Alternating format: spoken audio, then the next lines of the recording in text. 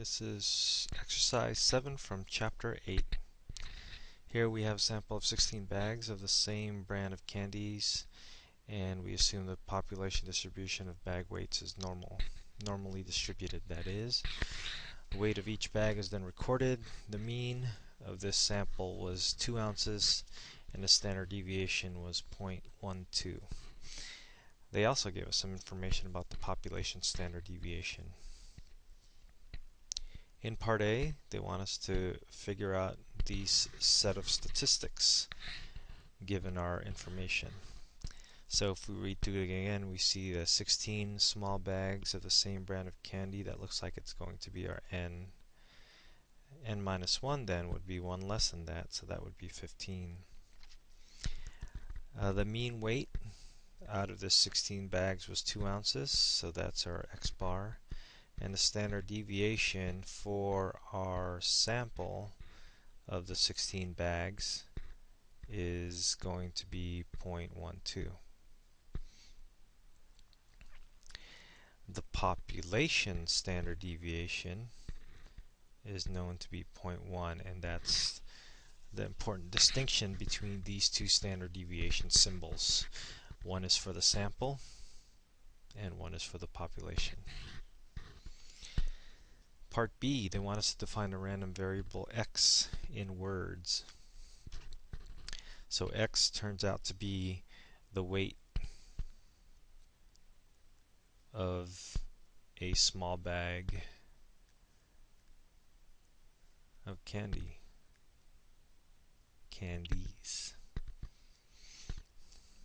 So they're talking about the population distribution of the bag weights is normal, and so this is an individual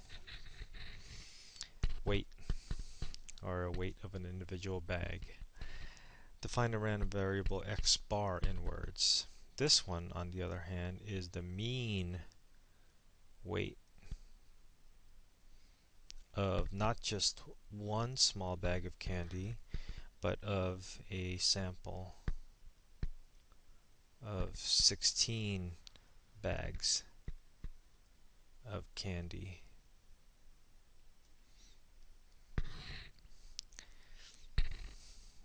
So we have a new random variable defined here based on an n size of 16, and then we're looking at the random variable is the mean weight. Which distribution should we use for this problem? We should use the mean weight distribution. That's x bar, and we should use this because this gives us a collection of 16 bags, and whenever we're looking at collections of things, that's how we're able to form our since we need a sample, and so that's how we're able to form the sample. Okay, next problem is asking us to construct a 90% confidence interval for the population mean weight for the candies. So again, mean weight. State the confidence interval. Okay, so for us, we're going to go to test, and we're going to jump down to the z distribution, or I'm sorry, the z interval. Let me just take a minute to look at this and see that there's a z interval and a t interval. And the major difference between these two is that if you know your population standard deviation,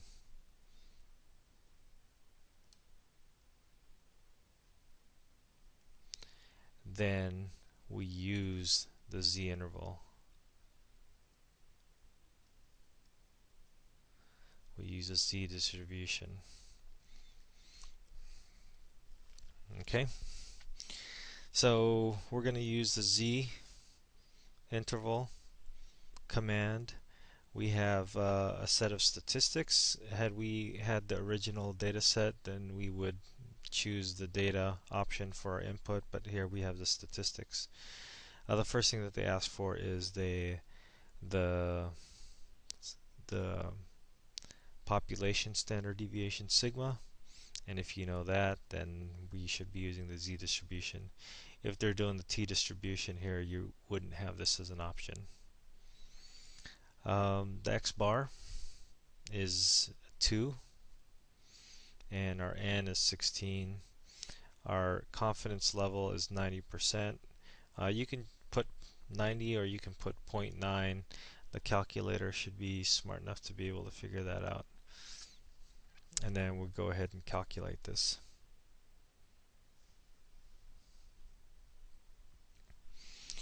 So here's our result, and you can write it just as is here, but I think it would be nice if you write it with a population parameter symbol, and the way to do that is to write 1.9589 less than mu less than 2.0411. So that's our confidence interval. They want us to sketch a graph of this. So the graph is going to be based on the normal distribution, the z distribution. So we have a bell curve. We would put the x bar in the middle. In this case it's a 2. And since we found our values already, we can go ahead and put these values here. So we got 1.9589, 2.0411. So that's our graph. Couple of things to note about the graph, and that this is 90% of the data, and so out here in the tails are 10%, and they have to be cut in half, so we got 0.05 and 0.05 on either side. So this could help us find these values. It could also, if we put it back to the normal distribution, it could help us find the critical values. But we don't need to do that right now. And now the error bound, sometimes called the EBM, or E just for E for error. And the error bound is basically this distance. Should be the same distance from the mean to the left and to the right. So we need to figure out this distance. So one way to do it is just to subtract these two things, and it looks like if this is 2 and this is 2.0411, then that's an easy enough subtraction. The other way to do this is that since we have these numbers up in the z interval problem over here, what we can do is we can just type 2.0411.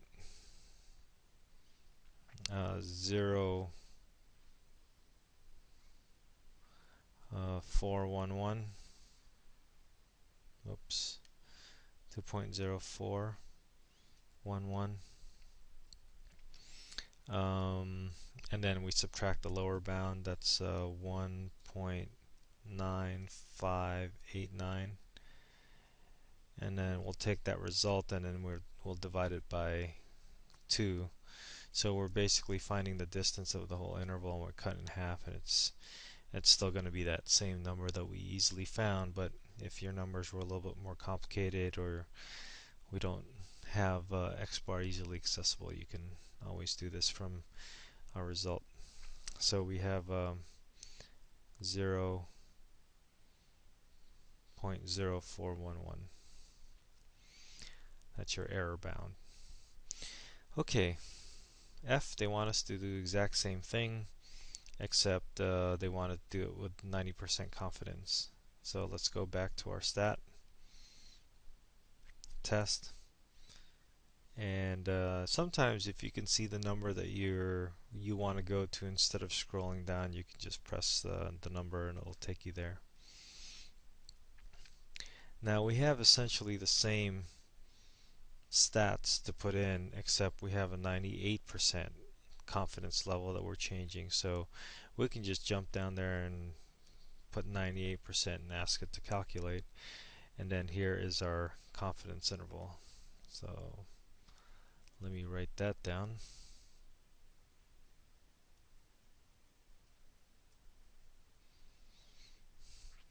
So our confidence interval is a 1.9418 less than mu less than 2.0582. They want us to sketch the graph and talk about the error bound again.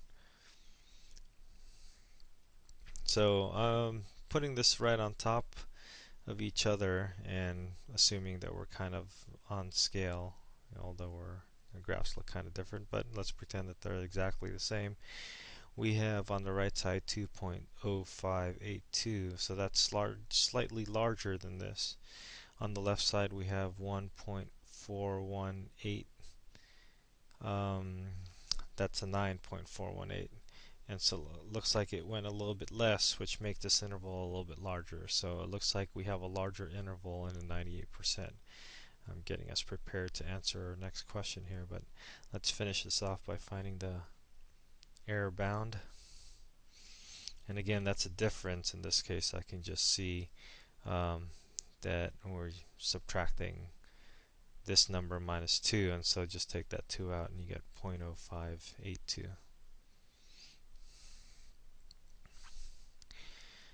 Alright, back to this question that I started to answer. In complete sentences, explain why the confidence interval in F is larger than the confidence interval in E. So to try to explain that, what we can say is that with more confidence, and by that I mean the confidence level that we set, which is 98%, compared to the 90%. With a higher confidence, let's say change this word to higher instead of more. With a higher confidence, we would need a larger interval to ensure the inclusion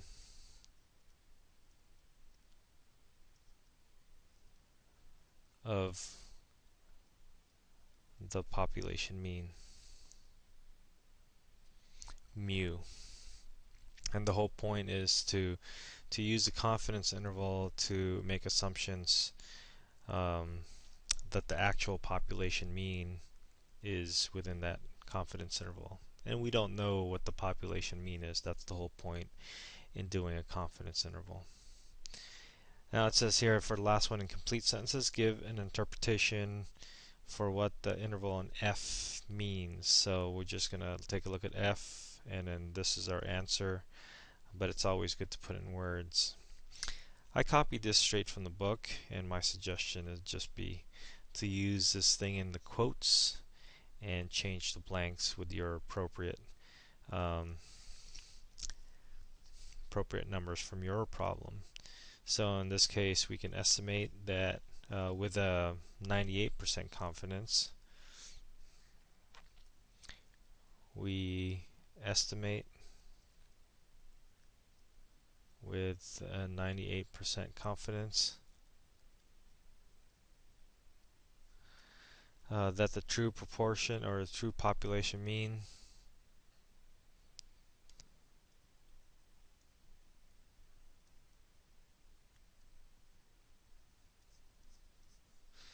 the true population mean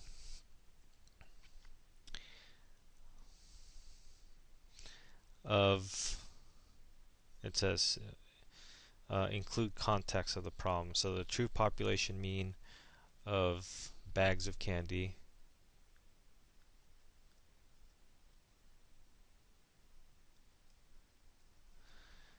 is between,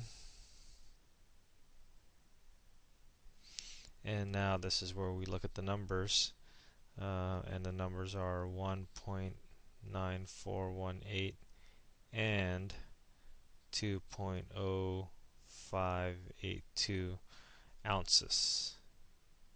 Include the appropriate units, so ounces. So this is our final response in terms of interpreting our results from our calculators.